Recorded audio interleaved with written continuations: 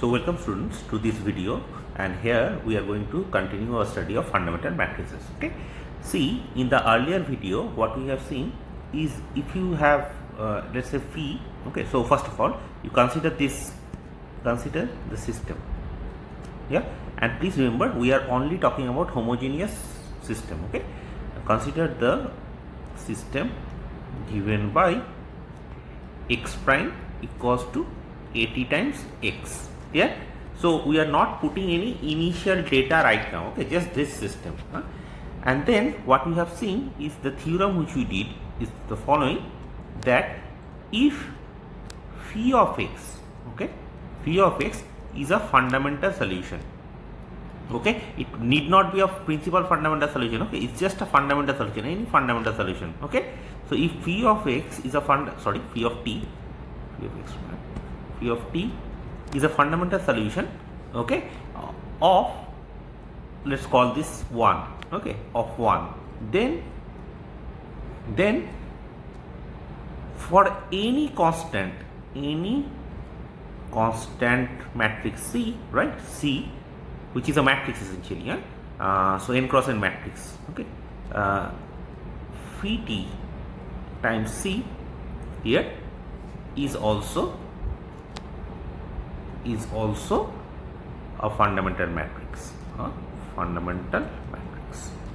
and any fundamental matrix, I will also show that any fundamental matrix actually looks like this. Okay, fundamental matrix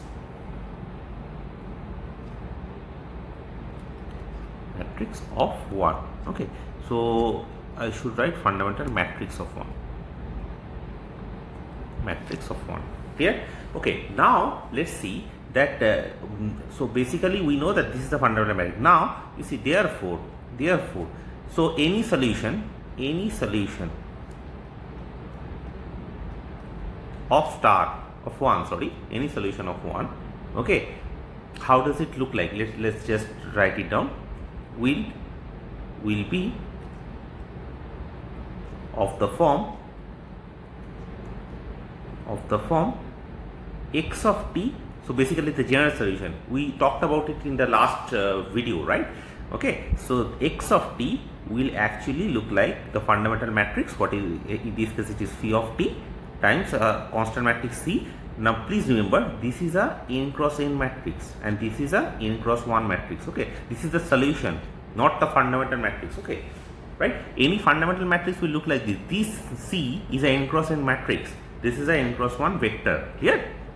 Okay, so this we proved in the last video also. Yes, if you remember. Okay, now the thing is, any solution will look like this. So that's a general solution. So basically we call such a thing as a general solution. Now you see, so let me write it as n cross 1, so there is no confusion. Okay, and of course this is the fundamental matrix. Okay, and so this is your general solution. Let me write it. Let's see. Now you see, if moreover 1 passes, okay, so 1 satisfies, let's just put it this way, 1 satisfies x0 equals to x0. Okay, I can put it at let's just put it at t0, so it will be more clear. So t0 can be 0, so x at the point t0 is, let's say, x0, so the vector, it passes through this vector. Okay, so this is in Rn. Then what happens is this, you see, x at the point t0, yeah, this is given to be x0, right? And if this is the solution, then this will actually satisfy phi at the point t0 as Cn cross 1. So essentially we can actually calculate, that will imply the this constant matrix will be given by phi inverse of t0 times x0, right?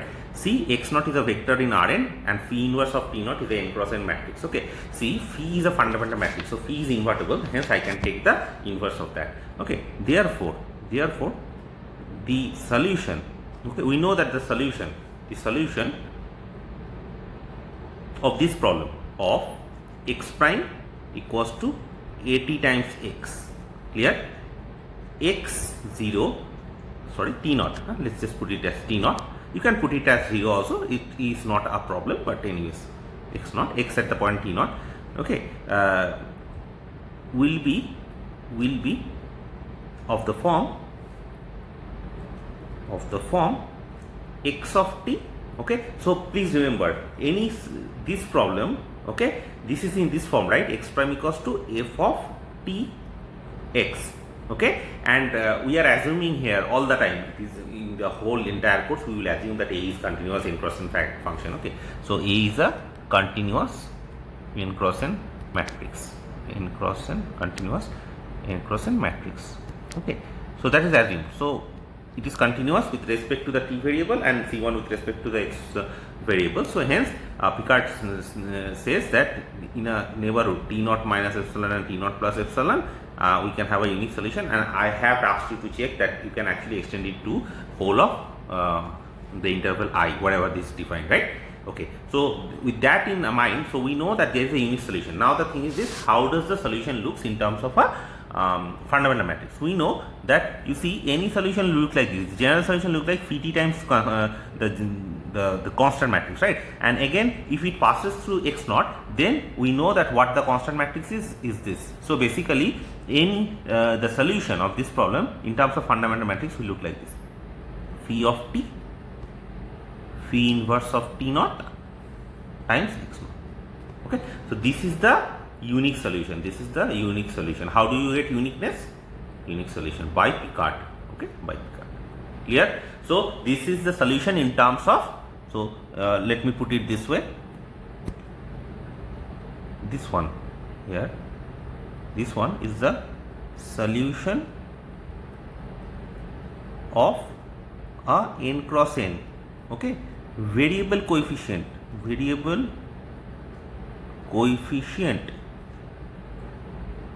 okay, system, linear system, of course, linear system.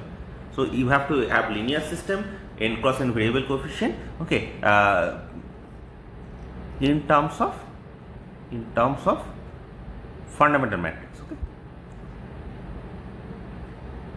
so basically in terms of fundamental matrix, this will be the solution. Clear? And this is a unique solution. So this part is clear.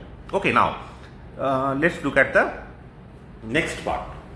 Okay, so now we are going to talk about something called the adjoint system. Adjoint system.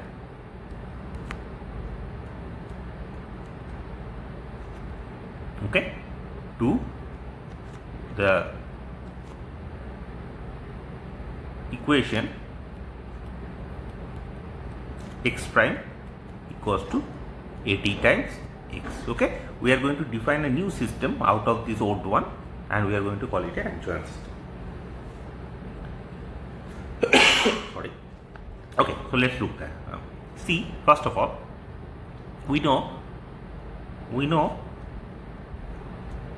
so let's start with this.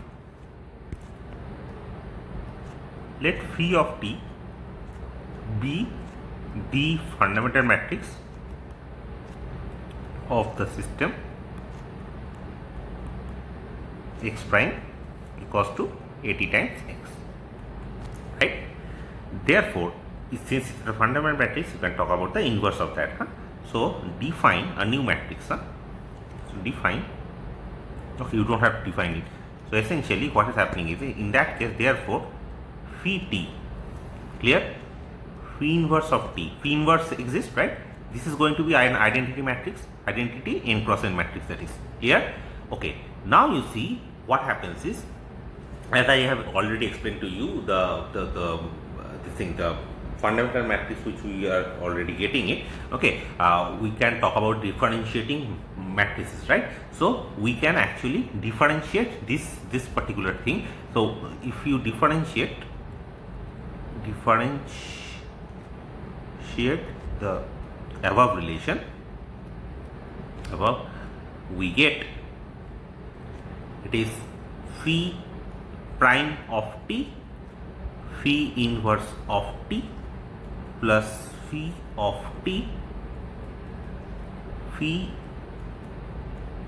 inverse of t, the derivative of that, this is going to be zero matrix, right? Okay, so therefore what happens is, you get phi inverse of t, the derivative of that is nothing but minus phi inverse of t times a of t. Okay, I hope this is clear. You see, the thing is, why this is true? Because you see, phi is a fundamental matrix. So since phi is a fundamental matrix, okay, of, let's call it 1, right? That will imply that phi inverse of t is equals to at times phi of t. Okay, see, this is a matrix system. This is matrix differential equation. Let's just write it like this. Because you see, this is phi prime of t is nothing but a n cross n matrix. This is a n cross n matrix. This is also a n cross n matrix. Okay, so we are not in like this thing ordinary situation. This is a matrix differential equation. Okay, so if phi prime of t is nothing but 80 times phi t, okay, we put this phi prime of t here. So which is 80 times phi t. So that will give you that this whole thing, this expression is nothing but 80, right? Okay, so you can actually take everything on the other side and you can write it like this. Okay, so therefore we can also write it as, you see, phi inverse of t, okay, the transpose of it, okay, the transpose of it, and then if we take the derivative, this is nothing but minus a transpose of t phi inverse of t transpose of it. Clear? So basically, if I take the transpose on both sides, this is what I can write down, because transpose, the derivative goes inside, so it's not a problem. You can just write it like this. Okay, right? So if you are not convinced in this part, you take a 2 cross 2 element, simple 2 cross 2 element, and please check this part. Clear? Okay. So what does this gives you? You see, if you define, okay, I'm not writing that part. So let's just define this is as pi of t. Okay, so you see, pi of t will satisfy pi prime equals to minus a transpose pi, right? Okay, so therefore one can say, so phi inverse of t, okay, the transpose of it is a fundamental matrix,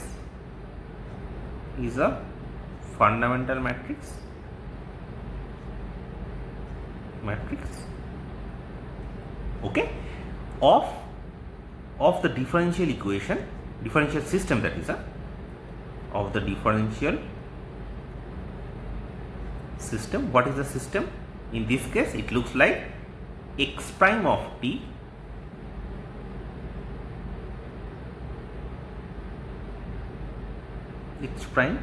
equals to minus a transpose t x. Clear? Okay, and this system will be called the adjoint system of A.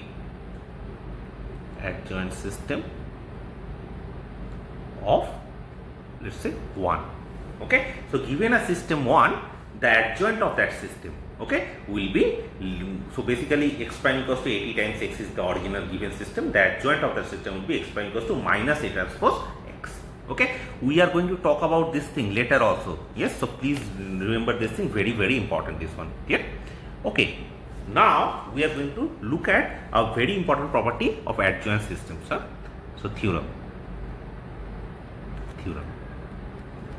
Now you see, if psi of t, okay, is a fundamental matrix, okay, fundamental matrix of the system 1. System 1. What is the system 1? This is the system. Okay, x prime equals to 80 times x. Clear? Okay. So let's start with the fundamental matrix of that system. Then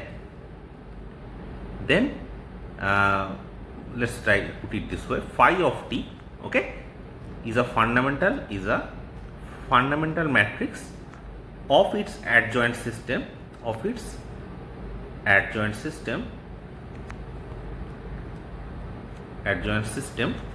if and only if, okay, phi transpose t psi of t is a constant matrix n cross n which is non-singular. So the natural question is this. See, the thing is, you are given this system 1, right? X prime equals to 80 times x, and we have derived another system which we are calling now. This is what we are calling it, the adjoint system of 1. Okay, right. Now the question is this: given this system 1, we know that there is a fundamental matrix for the system, right? Okay. Now the question is this: let us assume that what is the relation? So basically, you will have another fundamental matrix, let's say phi of the adjoint system. Now, what is the relation between those two fundamental matrices? That is basically the question here. Okay, right. So what it says is that if phi is a fundamental matrix, then psi is also a fundamental matrix of the original system. Then phi is a fundamental matrix of his adjoint system. And when is that? If phi transpose phi is a constant non-singular matrix, n cross n, of course. Okay, right. So let's look at the proof of that. Proof of this. So if phi of t, okay, is a fundamental matrix, let me write it this way. Yes, fundamental matrix of 1. Okay, it is given to us. Then phi inverse of t whole transpose. You see, we have already proved here. Phi inverse of t whole transpose is a fundamental matrix of the adjoint system. Okay, is the fundamental matrix of the adjoint system. This is what we proved in just now. Okay, system. Clear? Okay. So you see, what we have learnt is this. See, the thing is, you remember any fundamental matrix, what is the first theorem which we talked about in the last video?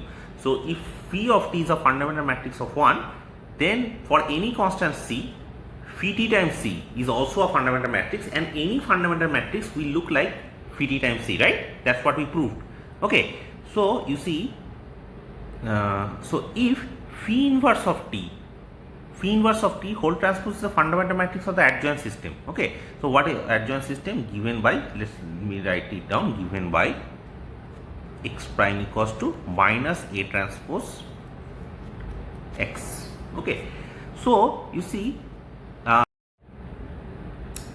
so now you see, if phi inverse of t, the transpose of that, okay, is a fundamental matrix of the adjoint system, then phi of t, so this fundamental matrix which is given to us, okay, this is psi, this is phi, right? So phi of t, the fundamental matrix of the adjoint system, is nothing, and this is also a fundamental matrix, that is also a fundamental matrix of the same adjoint system. So what did we learn? We know that it will be the transpose of this psi inverse t, the transpose of this times a constant matrix C. Okay, or let's just call it D. It will be better. Let's just call it D, where D is a n cross n non-singular matrix. Okay, how am I getting this thing? Matrix. How am I getting this thing? I am using this theorem. If you remember the theorem which we proved in the last video, this theorem. So if you have a fundamental matrix, another fundamental matrix will always look like the given fundamental matrix times a constant. Okay, so this is what I am using here. So therefore, you see, phi inverse transpose is phi transpose inverse, right? So if I take this on the other side, what do you have is phi transpose times phi of t is nothing but D matrix. Okay, that will imply, so if I take the transpose on both sides, it will give me that this is phi transpose of t, psi of t is D transpose. Okay, which will define it as our C, which is a n cross n, again n cross n matrix. Okay, this is what we are defining. This is our C. Okay, so therefore, if phi of t is a fundamental matrix of the adjoint system,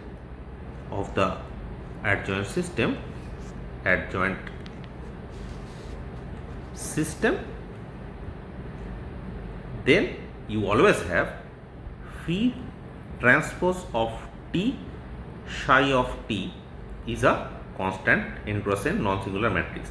Okay, right. And what about the converse? What is the converse? The converse says that if phi transpose psi is constant, you just have to show it is a fundamental matrix. Okay, so these you have to please check yourself. Please check yourself. This is not difficult, yes. Please check yourself.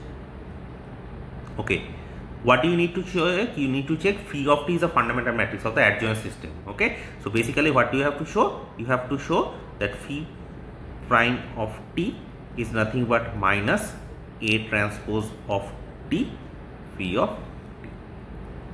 Okay, I hope this is you can easily check this part. Okay, just put this value here and then you can actually see. Use the fact that psi of t is a fundamental matrix of the original system and you are done. Okay, so this I am leaving it up to you. I hope you can do that. Okay, right. So with this, what we are going to do is now we come to a section of this video where we are going to talk about something called a variation of parameter. Variation of parameter. Okay, so this is also known as the variation of parameter, method of variation of parameter. Okay, very important method, yeah, and we are going to use it in a lot of time. So what we actually know is this. First of all, let's start with a homogeneous system. Let's call it a homogeneous system. What is the homogeneous system? X prime equals to at times x, right? That's the homogeneous system given. Yeah, and there is another inhomogeneous system. What is the inhomogeneous system? Is x prime equals to at times x plus b of t. Okay, please remember here at and bt are assumed to be are smooth functions, smooth matrices. Okay, smooth matrix valued function, that is matrix. Okay, smooth matrices means these are basically matrices with all the entries smooth. Smooth means C infinity. You can assume it, don't worry about it. Okay, so I have a homogeneous problem and I have an inhomogeneous problem. We know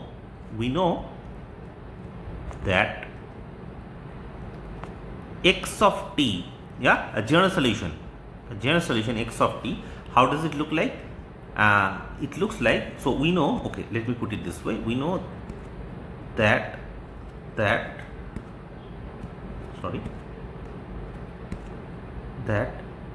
any solution, okay, any solution of the homogeneous problem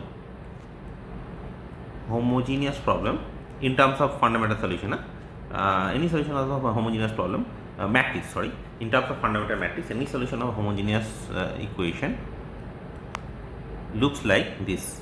X of t is nothing but, let me write it like this, xh means x homogeneous is nothing but a fundamental matrix, let's say psi of t times a constant c. It's a constant n cross n non-singular matrix, constant non-singular, right? Constant non-singular. Okay, I'm sorry, this is n cross 1, n cross 1. Okay, this is a solution, right? It is not a fundamental matrix anymore. It is a solution. Okay, so that will be the fundamental matrix times a constant. Now, you see, I want to find out if I want to see if we can find out a solution of the inhomogeneous problem using this solution of the homogeneous problem. So what we do is this. So let us assume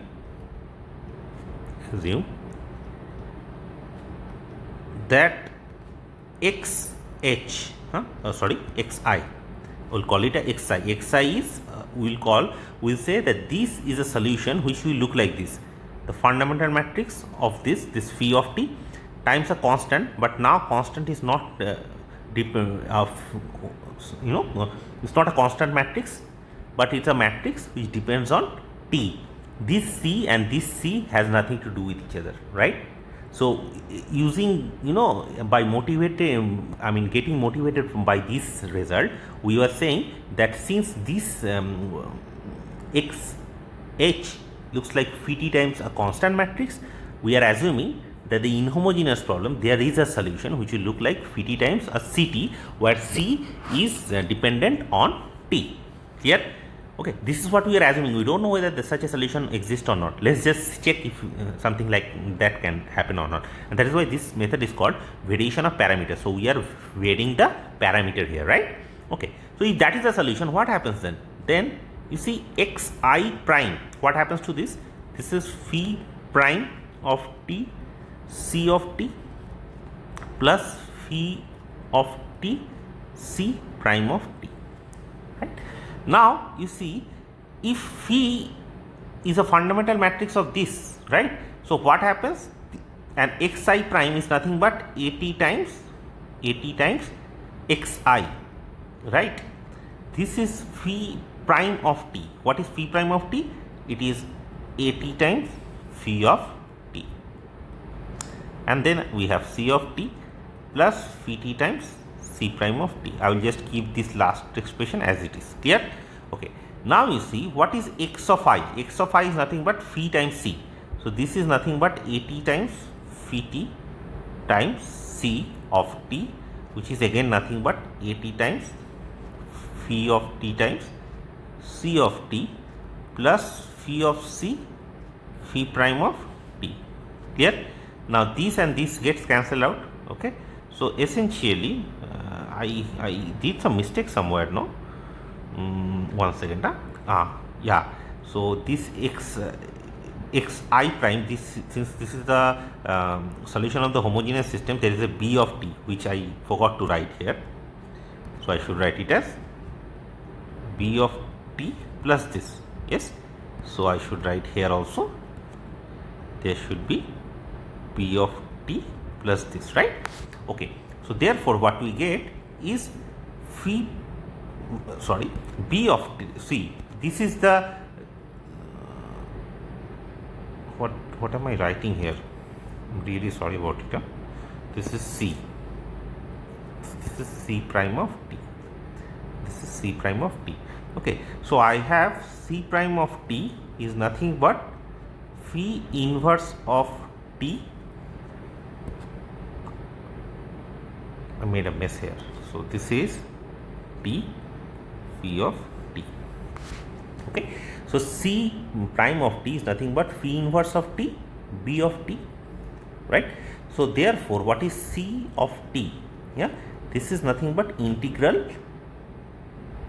whatever the integral is from, wherever it is, this phi inverse of s, b of s, ds plus some constant c.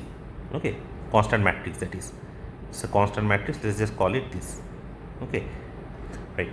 So now if you see that what is our original equation, the original solution which we are expecting is xi is phi t times ct. Okay, so since therefore what is the inhomogeneous system solution we are assuming? We are assuming it is phi t times ct. Okay, and what did we get ct to be? We got it to be integral phi inverse of s, b of s, ds. So integral phi inverse of s, b of s, ds. Clear? Okay. Now you see, I can write down this c tilde, or I can just integrate it between t naught to t and then move this c in tilde. Okay. So let's put it this way, make it to be t naught to t. Okay. Now you see, so this is a solution of the inhomogeneous problem. Okay. Now, so therefore, what is the solution of the general solution of the homogeneous problem? So the general solution of the inhomogeneous problem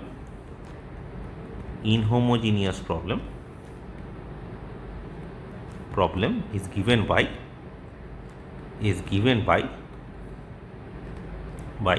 what is it? xi general solution. Okay, inhomogeneous problem general solution is given by phi t times c. Okay, phi t times c plus integral t naught to t phi of t, phi inverse of s, b of s, ds. Clear?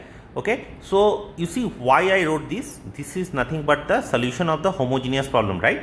It is xh. Solution, the general solution of the homogeneous problem. Let's see, this is the general solution of the homogeneous problem. So you see what I wrote is this, essentially the general solution of the inhomogeneous problem. Okay, inhomogeneous problem is nothing but the general solution of the homogeneous problem. Okay, plus a particular solution of the inhomogeneous problem. Right? You see, this solution which you got is a particular solution of the inhomogeneous problem. So the general solution of the inhomogeneous problem, what we are doing is we are just adding the general solution of the homogeneous problem with the particular solution of the inhomogeneous problem. So if you can find one solution of the inhomogeneous problem, then you can just add it with the general solution of the homogeneous problem, and put it together, and that will be your answer. Okay. Now, why is this true? Why is this true? Let's see. See, let's say that y. Okay. So why is this true? Question. Let us put it this way. Question. You see, if y satisfies x prime equals to 80 times x, okay, and z is a particular value, is a particular solution of x prime equals to 80 times x plus bt. Okay, then you can see that y plus z, okay, is the general solution of x prime equals to 80 times x plus bt. Okay, how do you prove it? You just take the derivative of this particular thing, and you can easily see that this is true. Okay, so I am not doing this thing, you have to check it yourself. Okay, but this is trivial, this is actually trivial. There is nothing to prove here. Okay, so this is the fact which we are using here, and hence we have this formula. This is also called Duhamel's formula. Duhamel's formula. Okay, please remember this. This is Duhamel's formula. We are going to use it all the time. So basically, any given solution, given a fundamental matrix of the homogeneous problem, any solution of the inhomogeneous problem, the general solution means any solution of the inhomogeneous problem will look like the general solution of the homogeneous problem plus a particular solution of the inhomogeneous problem. And how is that particular solution looks like? It is T naught to T, phi of T. See, this is independent of S, okay, phi of T. So you can take it outside. Phi inverse of S, B of S ds. Clear? Okay. So in later videos, we will actually compute this thing. So we will see that how can you use this formula to actually compute system of equation. Okay, but for that we need to know something called exponential matrices and all. So in the next video we are going to talk about that, and then we will use Duhamel's principle, the formula, to actually look at the general solutions. Yes, so with this I am going to finish this video.